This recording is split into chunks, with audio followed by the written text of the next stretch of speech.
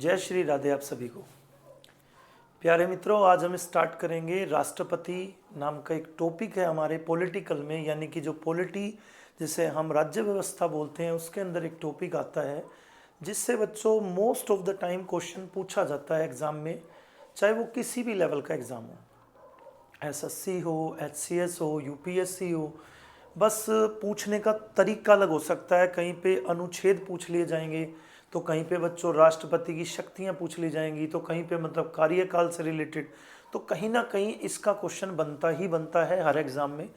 तो बच्चों बड़ा आसान सा टॉपिक है और एक ऐसा टॉपिक है जो कि हमारी जिम्मेदारी भी है। हमें पता होना चाहिए कि हमारे देश के जो प्रेसिडेंट, जो हमारे देश के राष्ट्रपति, जिसे हम प्रधान बोलते हैं देश का, जिसे हम प्रथम नागरिक बोलते हैं, तो उनके बारे में बच्चों हमें जानकारी होना बिल्कुल ज़रूरी है, बिल्कुल अनिवार्य है। तो मेरे दोस्तों, आज हम स्टार्ट करते हैं हमारा टॉपिक बिल्कुल बेसिक से, बिल्कुल जीरो से। और इसके लिए जो ये टॉपिक होगा हमारा कंप्लीट टॉपिक 2 या 3 वीडियो में कंप्लीट हो पाएगा, क्योंकि थोड़ा लेंथी टॉपिक है। लेंथी टॉपिक है, आसान है, टॉपिक आसान है, लेकिन लेंथी मैं इसलिए बोल रहा हूँ क्योंकि इसको समझाने के लिए, इसकी एक एक बात आपको क्लियर करने के लिए थोड़ा स्पीड कम रखनी पड़ेगी, ताकि आप इसको अच्छे से समझ पाएँ। तो चलिए करते हैं हम शुरू, एक बार फिर से अपने बाके बिहारी जी का नाम लेकर। जय श्री राधे आप सभी को बच्चों, जय श्री बाके बिहारी लाल की। तो करते हैं शुरू बच्चों। हमारा टॉपिक आज का प्रेसिडेंट ऑफ इंडिया यानी कि राष्ट्रपति। तो प्यारे बच्चों, सबसे पहले तो मैं आपको एक बात शेयर कर दूं। हमारे देश के जो सबसे प्रथम राष्ट्रपति थे, देखो कुछ बच्चों को हो सकता है इस बात का ना पता हो। अगर नहीं पता है तो बच्चों हमारा फर्ज बनता है कि हम आपको एक एक चीज़ क्लियर करते हुए चलें। तो बच्चों, हमारे देश में जो प्रथम राष्ट्रपति जी थे, उनका नाम आप देख पा रहे होंगे स्क्रीन पे, राजेंद्र प्रसाद जी। यानी भारत के प्रथम राष्ट्रपति आप इनको कह सकते हैं। हर बच्चे को ये बात क्लियर होनी चाहिए। भारत के प्रथम राष्ट्रपति, भारत के प्रथम राष्ट्रपति श्री राजेंद्र प्रसाद जी या डॉक्टर राजेंद्र प्रसाद जी, जिनका फोटो आप देख पा रहे हो बच्चों। ये बिहार के सिवान जिले में जन्म हुआ था इनका, बिहार के सिवान जिले में। तो बच्चों इनकी जो एजुकेशन है वो कलकत्ता से थी। इन्होंने कलकत्ता से एजुकेशन प्राप्त की है। कलकत्ता यानी कि पश्चिम बंगाल, और पश्चिम बंगाल बच्चों बिहार के बिल्कुल टच करता हुआ एक राज्य है, एक स्टेट है।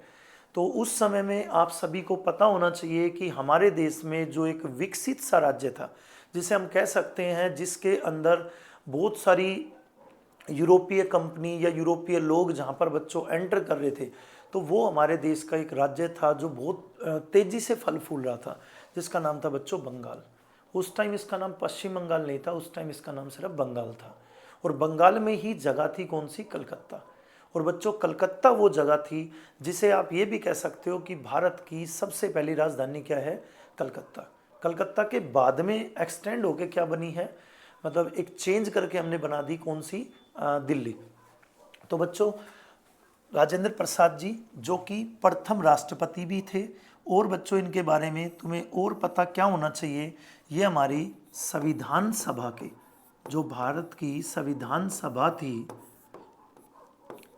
संविधान सभा के स्थायी सदस्य भी थे। क्वेश्चन पूछा जाता है अक्सर एग्जाम में, संविधान सभा के स्थायी सदस्य किसको बनाया गया था? तो आपका जवाब होगा राजेंद्र प्रसाद जी को। एक बार मैं फिर रिवाइज करा रहा हूं आपको। भारत के सबसे पहले राष्ट्रपति का नाम है डॉक्टर राजेंद्र प्रसाद।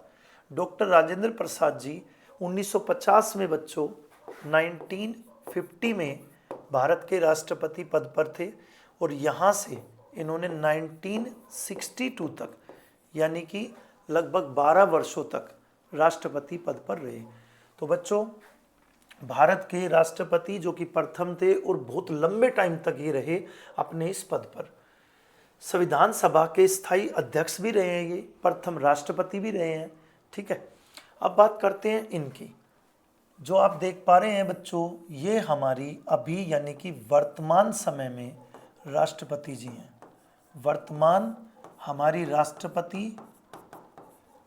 वर्तमान राष्ट्रपति बच्चों, जिनका नाम हर बच्चे की ज़बान पर, हर बच्चे को पता है, द्रौपदी मुर्मू। तो बच्चा पार्टी इतना आप समझ पाए होंगे, क्योंकि मैं चाहता हूं कि हम इस टॉपिक की शुरुआत बिल्कुल बेसिक से करने की बात कर रहे हैं। तो बेसिक कहां से हो? भारत के प्रथम राष्ट्रपति जिनका नाम है डॉक्टर राजेंद्र प्रसाद, जिनका कार्यकाल 1950 से 1962, जो कि राष्ट्रपति बनने से पहले बच्चों भारतीय संविधान सभा के स्थायी अध्यक्ष भी थे।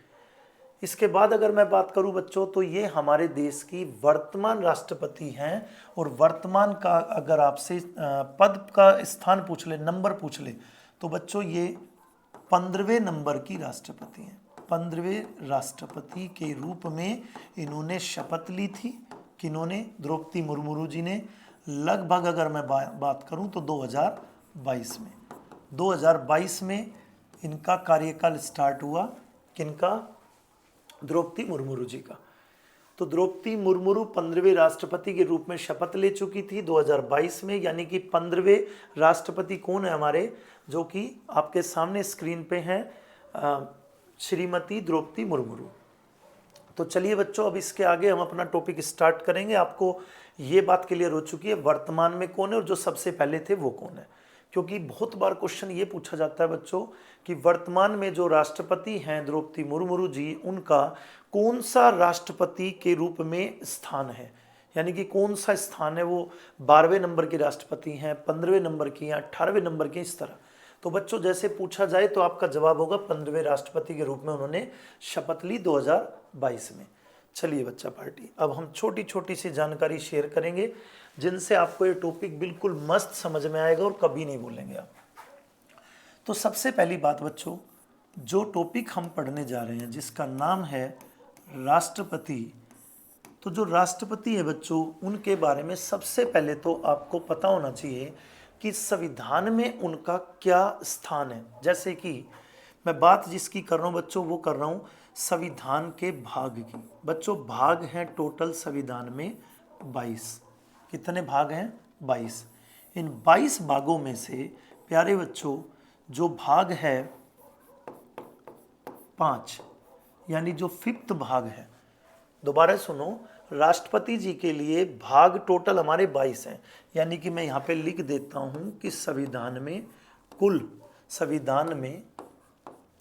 क्योंकि हो सकता है किसी बच्चे को ये मेरी बात कंफ्यूज ना कर दे, संविधान में कुल भाग 22, और उन 22 में से बच्चों भाग नंबर 5, और भाग नंबर 5 के अंदर प्यारे बच्चों आर्टिकल यानी कि अनुच्छेद, अगर मैं बात करूं आर्टिकल यानी अनुच्छेद की, तो अनुच्छेद 52 से लेकर अनुच्छेद यानी आर्टिकल 78 तक किसके बारे में बताया गया बच्चों? संघ की कार्यपालिका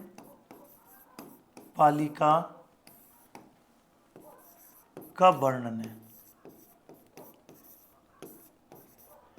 अब हम बच्चों 2 मिनट लगाएंगे इसको समझने में। पहले बिल्कुल कोई जल्दी नहीं करनी है, समझना है टॉपिक, इस तरह समझना है कि बिल्कुल आपको आसान लगे, मजा आए समझने में। देखो हमारा जो संविधान है बच्चों, उस संविधान के अंदर आप सबको ये बेसिक सी बात है पता होना चाहिए कि टोटल जो अनुच्छेद रखे गए वो 395 बच्चों आर्टिकल। अगर बात करें हम भागों की तो भाग बच्चों 22। अगर हम बात करें अनुसूची की तो अनुसूची बच्चों 12। ये बात आप सबको पता होना चाहिए, बहुत बेसिक है, क्वेश्चंस पूछे जाते हैं। आर्टिकल कितने थे? 395। भाग कितने थे? 22। अनुसूची कितनी थी? 12। तो इन तीनों में से मैंने सबसे पहले जिक्र किया है किस पार्ट का? भाग का। तो बच्चों संविधान में जो कुल भाग हैं वो कितने हैं? 22। मैं लिख चुका हूं। 22 में से भाग नंबर 5, यानी कि जो भाग नंबर 5 है 22 के अंदर से 5वां जो भाग है, उस 5वें भाग में बच्चों आर्टिकल 52 से लेकर 78 तक के अंदर, यानी 52 से लेकर आप 78 तक के आर्टिकल को अगर पढ़ते हैं तो आपके सामने जो जानकारी आएगी वो आएगी संघ की कार्यपालिका का वर्णन। यानी कि आप सीधे मत बोलो कि 52 से 78 तक राष्ट्रपति के बारे में बताया गया है। आप ये कहेंगे कि संघ की कार्यपालिका का वर्णन है। अब मैं आपको समझाता हूं इस बात को।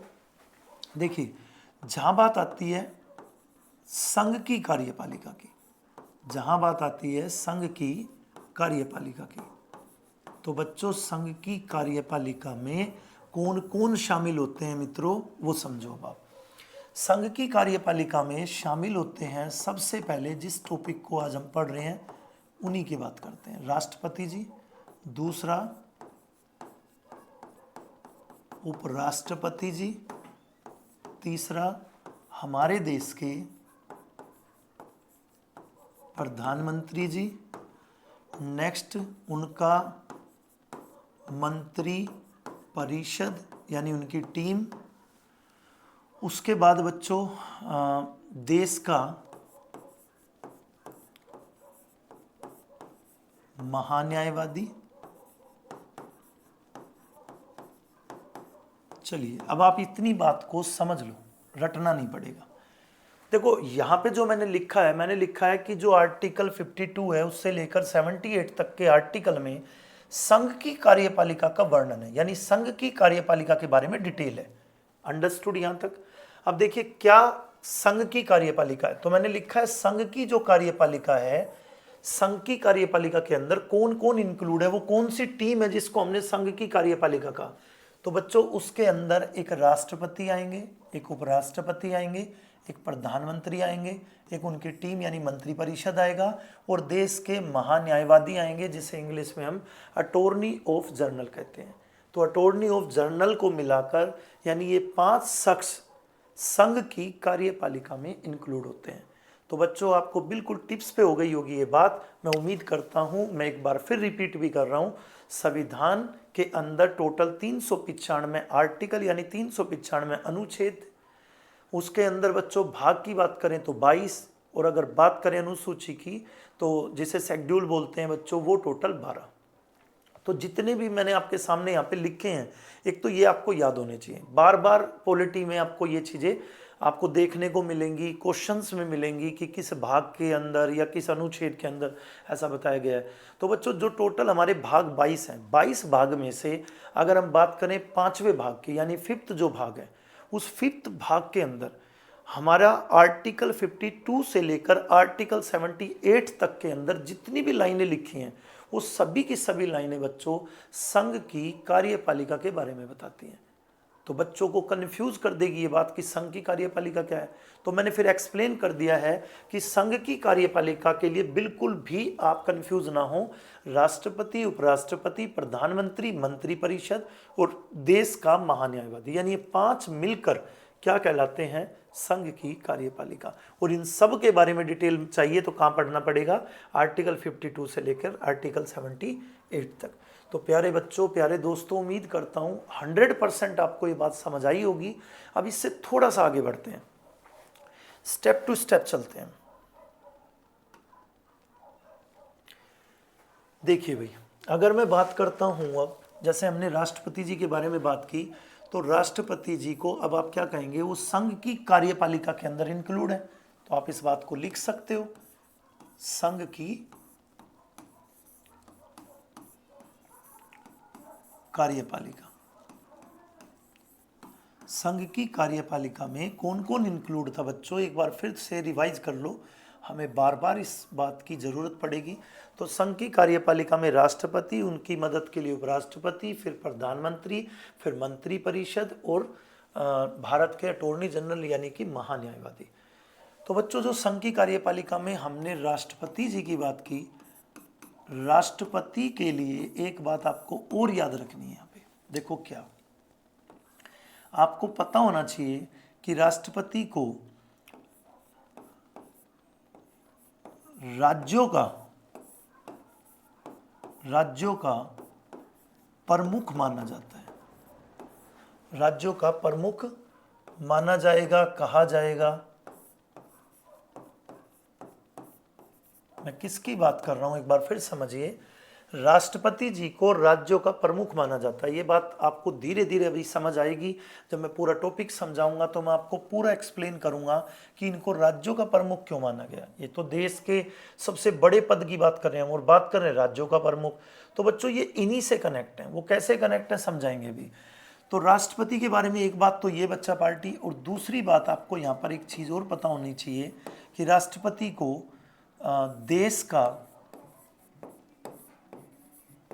देश का प्रथम नागरिक कहा जाता है। देश का प्रथम नागरिक कहा जाता है राष्ट्रपति को। राज्यों का प्रमुख कहा जाता है राष्ट्रपति को। संघ की कार्यपालिका के अंदर इंक्लूड होते हैं राष्ट्रपति। अगर हम संघ की कार्यपालिका को पढ़ना चाहते हैं, अच्छे से समझना चाहते हैं, तो मैं आर्टिकल 52 से लेकर आर्टिकल 78 को पढ़ना होगा। चलिए बच्चों, मैं उम्मीद करता हूँ ये हर एक बात आपको समझ आ गई होगी, और राष्ट्रपति जी के बारे में जो बेसिक सी नॉलेज है, बेसिक बातें हैं, वो मैं आपको शेयर कर पाया हूँ अभी तक। ठीक है। भारत के सबसे पहले राष्ट्रपति कौन थे? डॉक्टर राजेंद्र प्रसाद। भारत के 15वें राष्ट्रपति के रूप में किसने शपथ ली है? तो श्रीमती द्रौपदी मुर्मू जी ने। ठीक है। और बाकी ये बातें आपके सामने मैंने शेयर की। अब थोड़ा सा आगे और बढ़ते हैं बच्चों। अगर हम बात करें निर्वाचन की, चलो नेक्स्ट पेज ले लेते हैं एक। हम बात करें अगर निर्वाचन की, यानी कि इनको किस तरह निर्वाचित किया जाता है, इनको किस तरह हम नियुक्त करते हैं। तो बच्चा पार्टी, अगर हम बात करें निर्वाचन की, राष्ट्रपति के निर्वाचन की अगर हम बात करें, तो बच्चों निर्वाचन के केस में सबसे पहले आपको कुछ बातें शेयर करता हूं, समझने की कोशिश करना, बड़ा आसान हो जाएगा। निर्वाचन यानी कि बच्चों इनको कौन निर्वाचित करता है, कौन नियुक्त करता है, कौन इनको इस सीट पर बैठाता है। जैसे कि हम वोट देते हैं तो इनको कौन वोट देता है। तो बच्चा पार्टी, अगर मैं बात करूं संसद की, तो आप सभी को पता होना चाहिए कि संसद के 2 सदन हैं। संसद के 2 सदन, मैं निर्वाचन को थोड़ा एक्सप्लेन करके समझा रहा हूं। तो जो संसद के 2 सदन है बच्चों, उसके अंदर एक सदन का नाम है राज्यसभा। बहुत से बच्चों को ये बात बिल्कुल पता होगी, बहुत आसान सी बात मैं शेयर कर रहा हूँ, लेकिन जिनको बिल्कुल नहीं पता है तो उनके लिए रामबाण है, क्योंकि उनको पता ही नहीं है, तो उनके लिए बेसिक से स्टार्ट हो रहा है। तो संसद के 2 सदन है, और दोनों सदन में से बच्चों राज्यसभा और लोकसभा है। अब राज्यसभा और लोकसभा के जो भी सदस्य हैं, यानी इन दोनों के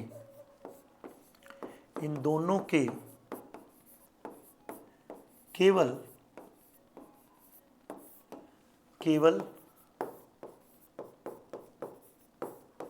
निर्वाचित सदस्य ही मत करेंगे। इट मीन्स वोट करेंगे।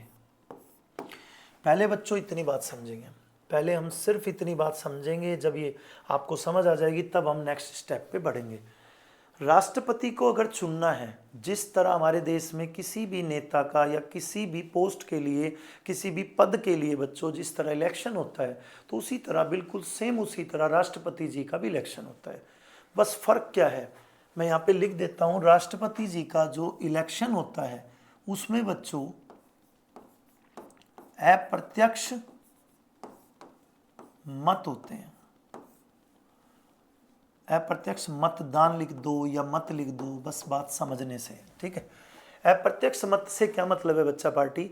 जब किसी इलेक्शन में जनता खुद वोट करे, जब किसी इलेक्शन में जनता खुद वोट करे, तो उस इलेक्शन में बच्चों कह सकते हो आप कि प्रत्यक्ष रूप से इलेक्शन हुआ है, प्रत्यक्ष रूप से निर्वाचन हुआ है।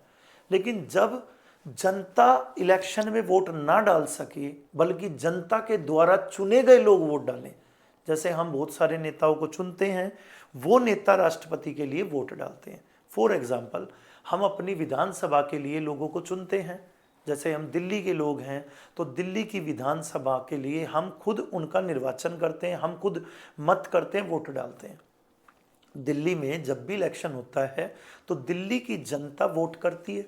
तो इस इलेक्शन को क्या कहोगे बच्चों आप? बिल्कुल प्रत्यक्ष कहोगे कि प्रत्यक्ष निर्वाचन हुआ है, प्रत्यक्ष इलेक्शन हुआ है, क्योंकि जनता ने वोट दी और जनता ने अपना नेता अपना खुद अपनी मर्जी से नेता को चुना, क्योंकि लोकतंत्र देश है बच्चों, लोगों की मर्जी से ही तो नेता को चुना जाएगा। तो प्यारे बच्चों, जैसे जनता ने खुद विधानसभा के लिए अपने एक नेता को चुना, सेम इसी तरह हर राज्य के अंदर, जैसे मैंने दिल्ली का एग्जांपल दिया, इसी तरह हरियाणा में, उत्तर प्रदेश में, तमिलनाडु में, भारत के सभी राज्यों में जब भी बच्चों मुख्यमंत्री के इलेक्शन होते हैं, एमएलए के इलेक्शन होते हैं, तो उनमें वोट कौन डालता है? हम खुद वोट डालते हैं। यानी कि हम जब वोट डालते हैं, जब जनता वोट डालती है, तो उस इलेक्शन को बच्चों, उस निर्वाचन को हम प्रत्यक्ष कहेंगे। लेकिन जब हमारे द्वारा चुने गए लोग, जैसे कि हमने विधानसभा के लोगों को चुना था वोट डाल के, और अब विधानसभा के लोग वोट डालेंगे या लोकसभा के लोग वोट डालते हैं, सदस्य वोट डालते हैं किस पद के लिए? राष्ट्रपति के लिए। यानी राष्ट्रपति जी को वोट डालने का अधिकार आम जनता को नहीं है, बल्कि जनता के द्वारा जो चुने गए लोग थे वो वोट डालते हैं। तो उम्मीद करता हूँ बड़ी सिंपल सी बात है, समझ आ गई होगी। तो देखिए, यहाँ पर राज्यसभा और लोकसभा नाम के दो सदन हैं, दो टीम हैं, दो पूरी असेंबली हैं। तो राज्यसभा के वो लोग बच्चों, लोकसभा के वो लोग जिनको निर्वाचित करके यहाँ पर भेजा गया है, यानी जिनको वोट डालकर, वोट से जिताकर राज्यसभा या लोकसभा में भेजा गया है, हर राज्य से आते हैं। जैसे उत्तर प्रदेश के लोगों ने अपने लोगों के बीच से वोट डालकर कहाँ पर? राज्यसभा लोकसभा, मतलब जहाँ पर लोगों को भेजा है वही राज्यसभा लोकसभा के लोग अब वोट करेंगे किसके लिए? राष्ट्रपति के लिए। क्योंकि राष्ट्रपति के लिए जनता तो डायरेक्ट वोट कर नहीं सकती। जनता अगर राष्ट्रपति के लिए वोट डालने लगी तो उस इलेक्शन को भी बच्चों प्रत्यक्ष कहेंगे हम। लेकिन राष्ट्रपति जी का इलेक्शन हमारे भारत देश के अंदर अप्रत्यक्ष रूप से होता है, अप्रत्यक्ष मत से होता है, अप्रत्यक्ष मतदान से होता है, जिसमें जनता खुद वोट नहीं डाल सकती। कभी भी तुमने सुना होगा, देखा होगा कि कभी तुमने आज तक ऐसा नहीं सुना होगा कि राष्ट्रपति जी के इलेक्शन है और हमें वोट डालने जाना इतनी तारीख को। हालांकि आप ये सुनते रहते हो कि भाई मुख्यमंत्री के इलेक्शन है या विधानसभा के इलेक्शन है तो अब हमें वोट डालने जाना है। हम जो भी पार्टी के नाम होते हैं हमारे आसपास, तो हमें फिर सुनने में आता है कि मैं इसको वोट दूंगा, मैं उसको वोट दूंगा। ये सब चीज़ें क्या है? यानी हम प्रत्यक्ष इलेक्शन की बात कर रहे हैं। अप्रत्यक्ष इलेक्शन की बात क्या है? जो हमारे द्वारा चुने गए लोग थे, जो कि अब लोकसभा में बैठे हुए हैं, राज्यसभा में बैठे हुए हैं, वो लोग वोट करेंगे किसको? राष्ट्रपति को। ठीक है भाई। तो आपको दो सदन तो मैंने ये बता दिए, राज्यसभा और लोकसभा के वो लोग राष्ट्रपति के इलेक्शन में भाग लेंगे जो निर्वाचित होकर आए हैं, कहीं से जीत कर आए हैं, किसी राज्य से जीत कर आए हैं, ना कि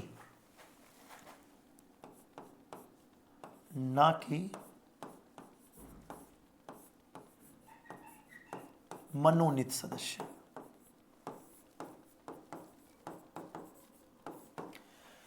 बच्चों, जो मनोनीत है ना, इस मनोनीत शब्द को अपनी भाषा में बिल्कुल आसान भाषा में बना लो, जिसको हमने मन से अपने आप जोप दी है, जिसको हमने मन से पद पे बैठाया है। फॉर एग्जाम्पल, जो भारत के राष्ट्रपति हैं, मान लो भारत के राष्ट्रपति ने बच्चों किसी खिलाड़ी को, भारत के राष्ट्रपति जी ने किसी खिलाड़ी को राज्यसभा के अंदर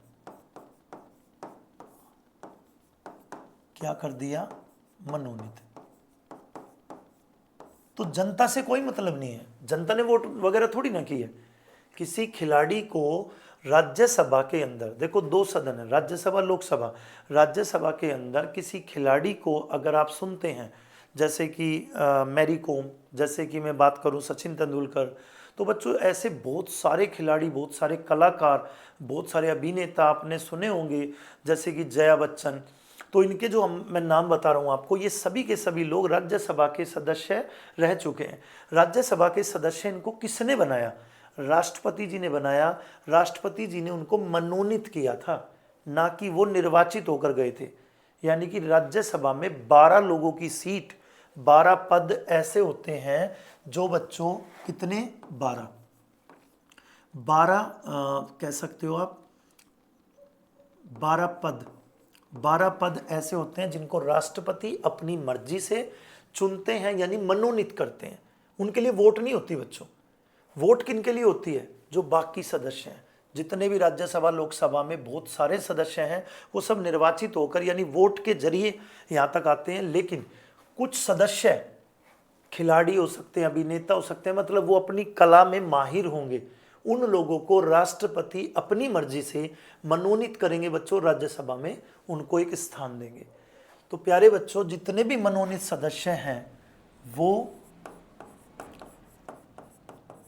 राष्ट्रपति के चुनाव में वोट नहीं डाल सकते। वोट डालने का अधिकार बिल्कुल भी नहीं है किसको? मनोनीत सदस्यों को। चलिए जी, अब एक पॉइंट और बचता है बच्चा पार्टी, विधानसभा। बच्चों विधानसभा जो होती है, अब इसके बारे में थोड़ी सी बातें आपको मैं समझा दूं, पहले बेसिक समझा दूं। विधानसभा का मतलब है हर राज्य के अंदर होती है, मेनली राज्यों और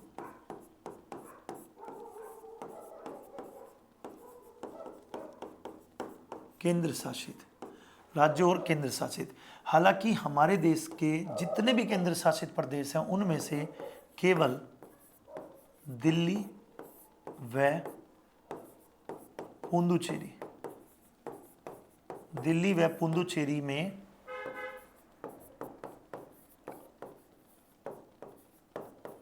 विधानसभा है। चलिए बच्चों, अब इस बात को शेयर करते हैं। देखिए, राष्ट्रपति जी के इलेक्शन के दौरान जब राष्ट्रपति का इलेक्शन होता है तो उस समय बच्चों वोट डालने का अधिकार दो सदन, मैंने दो असेंबली बताई आपको, एक का नाम मैंने बताया राज्यसभा, एक का नाम मैंने बताया आपको लोकसभा। यानी लोकसभा राज्यसभा के निर्वाचित सदस्य, ना कि मनोनीत, निर्वाचित सदस्य राष्ट्रपति के इलेक्शन में भाग लेंगे, वोट करेंगे। तीसरा मैंने सदन आपको, तीसरी असेंबली मैंने बताई आपको विधानसभा। विधानसभा बच्चों राज्यों के अंदर होती है या फिर केंद्र शासित के अंदर होती है। विधानसभा हमारे देश में जितने भी केंद्र शासित हैं, कितने केंद्र शासित हैं बच्चा पार्टी? 8 केंद्र शासित हैं। हमारे देश के अंदर जितने भी केंद्र शासित प्रदेश हैं उनमें से केवल दिल्ली और पुडुचेरी नाम के 2 केंद्र शासितों में क्या है बच्चों? विधानसभा। तो यहां पर भी सेम रूल है कि राष्ट्रपति के इलेक्शन में, राष्ट्रपति के जब इलेक्शन यानी चुनाव का समय आएगा तो उस समय बच्चों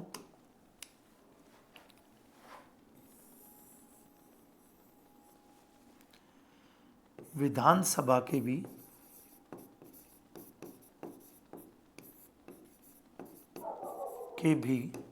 केवल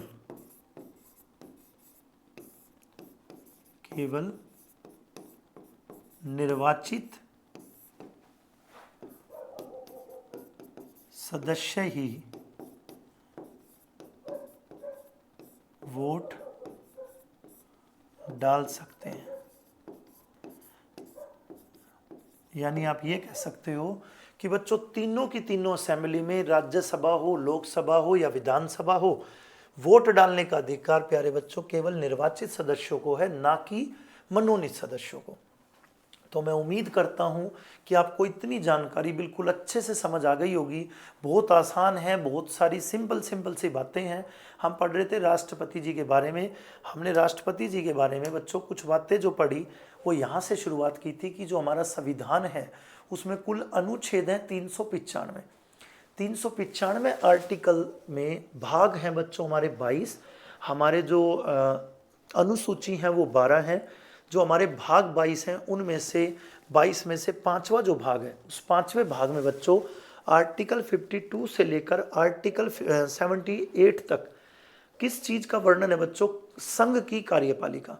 संघ की कार्यपालिका में आपको किस किस व्यक्ति को इंक्लूड करके पढ़ना है? राष्ट्रपति, उपराष्ट्रपति, प्रधानमंत्री, मंत्रिपरिषद और भारत का महान्यायवादी। ये सभी इंक्लूड होकर क्या कहलाएंगे? संघ की कार्यपालिका। किस आर्टिकल में है? आर्टिकल 52 से 78। किस भाग में है? 5th भाग में। टोटल कितने भाग हैं? 22 भाग हैं। तो बच्चों इतनी बात तो हम पढ़ चुके थे। इसके बाद हमने पढ़ा था संघ की कार्यपालिका। जो हमारी संघ की कार्यपालिका है उसमें से हम किसको पढ़ रहे हैं फिलहाल, राष्ट्रपति जी को। तो राष्ट्रपति को राज्यों का प्रमुख माना जाता है, प्रमुख कहा जाता है। और सेकंड पॉइंट लिखा बच्चों, देश का प्रथम नागरिक। अगर कभी क्वेश्चन में आ जाए कि देश का प्रथम नागरिक किसको कहा जाता है, तो इसका भी आंसर आपका राष्ट्रपति होंगे। इसके बाद बच्चों हमने थर्ड शीट पे ये पढ़ा था कि जो राष्ट्रपति जी का निर्वाचन है, कि राष्ट्रपति जी का जो चुनाव है वो किस तरह से होता है, क्या प्रोसेस है, क्या तरीका है। अभी इसमें बहुत चीज़ें और बतानी बाकी हैं, ये तो बेसिक है, बेसिक की जानकारी दे रहा हूँ आपको अभी। संसद के 2 सदन है बच्चों। संसद यानी कि भारत की पार्लियामेंट, इंडियन जो पार्लियामेंट है मैं उसकी बात कर रहा हूँ। भारतीय पार्लियामेंट के बच्चों 2 सदन हैं। अगर आपसे कभी पूछे कि संसद के अंग कितने हैं, तो अंग 3 हैं। अंग की बात करें तो 3, लोकसभा, राज्यसभा और एक राष्ट्रपति, तीनों को इंक्लूड करके आप अंग 3 कहेंगे। लेकिन अगर पूछे सदन कितने हैं, तो 2 सदन है, एक राज्यसभा और लोकसभा। तो बच्चों राज्यसभा और लोकसभा में से दोनों सदन के केवल निर्वाचित सदस्य, यानी कि जिनको जनता ने चुनकर यहाँ तक भेजा है, वो सदस्य वोट डाल सकते हैं राष्ट्रपति के चुनाव में, ना कि मनोनीत सदस्य। वो राष्ट्रपति के चुनाव में वोट नहीं डाल सकते। मनोनीत कौन होते हैं? जिनको राष्ट्रपति उनकी काबिलियत के आधार पर बच्चों, उनके कला के आधार पर, उनके खेल या जो भी उनके अंदर टैलेंट है उसके आधार पर राज्यसभा लोकसभा के अंदर मनोनीत करते हैं। कौन? राष्ट्रपति जी।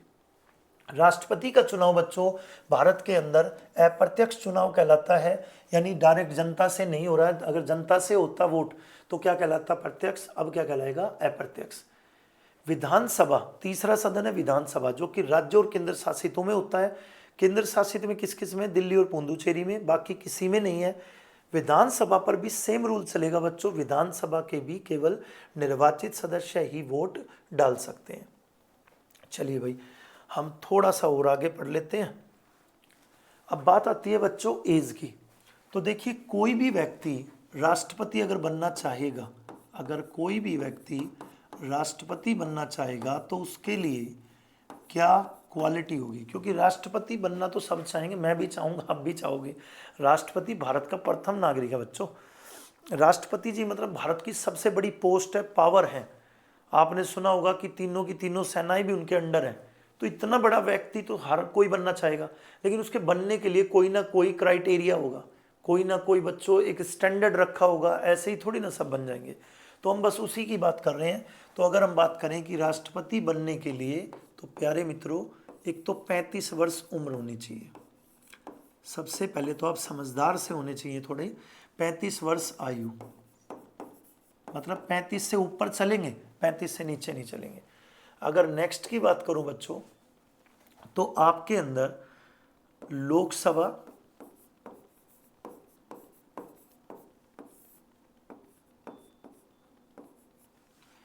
लोकसभा का सदस्य बनने की योग्यता होनी चाहिए।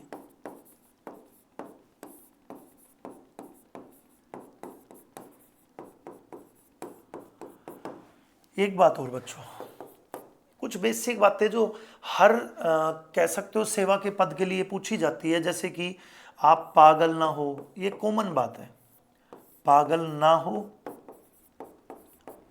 और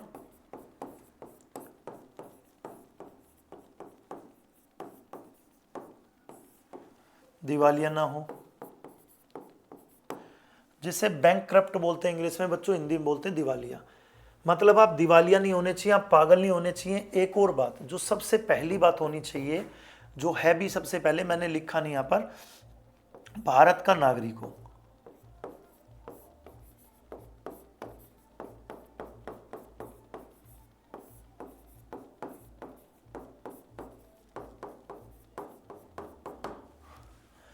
भारत का नागरिक होना चाहिए, पागल नहीं होना चाहिए, दिवालिया नहीं होना चाहिए, लोकसभा का सदस्य बनने की योग्यता होनी चाहिए। मतलब इस काबिल हो कि लोकसभा के अंदर अपना बच्चों विश्वास प्राप्त कर सके। 35 वर्ष की आयु कम से कम होनी चाहिए, इससे ऊपर वो 36, 38, 48, 50 चलेगी, लेकिन 35 से कम नहीं होनी चाहिए। तो ये राष्ट्रपति जी के बारे में कुछ बेसिक सी जानकारी है। अभी तो इससे आगे चैप्टर बचता है जो 2 या 3 पार्ट में जाकर खत्म होगा। एक बात और बच्चों, लिखा होता है कई जगह कि वो किसी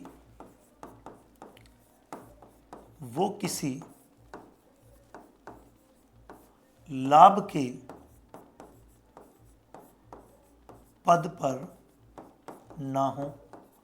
बिल्कुल ठीक है, लेकिन कंफ्यूजन पता क्या होगी? अगर कोई राष्ट्रपति, मान लो कभी आपसे पूछ लिया जाए, अगर कोई राष्ट्रपति किसी राज्य का मुख्यमंत्री या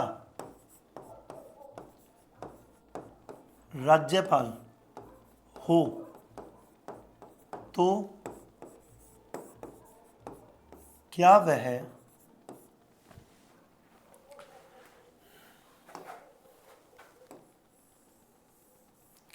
राज्यपाल हो तो वह लाभ के पद पर नहीं माना जाएगा।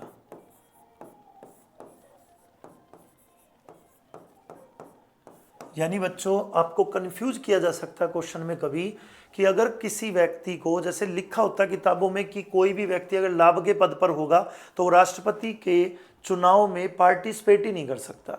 लेकिन अगर आपको क्वेश्चन को घुमाकर पूछा जाए कि अगर कोई व्यक्ति मुख्यमंत्री के पद पर है तो क्या वो राष्ट्रपति पद के लिए कह सकते हो बच्चों की नॉमिनेट कर सकता है, फॉर्म भर सकता है?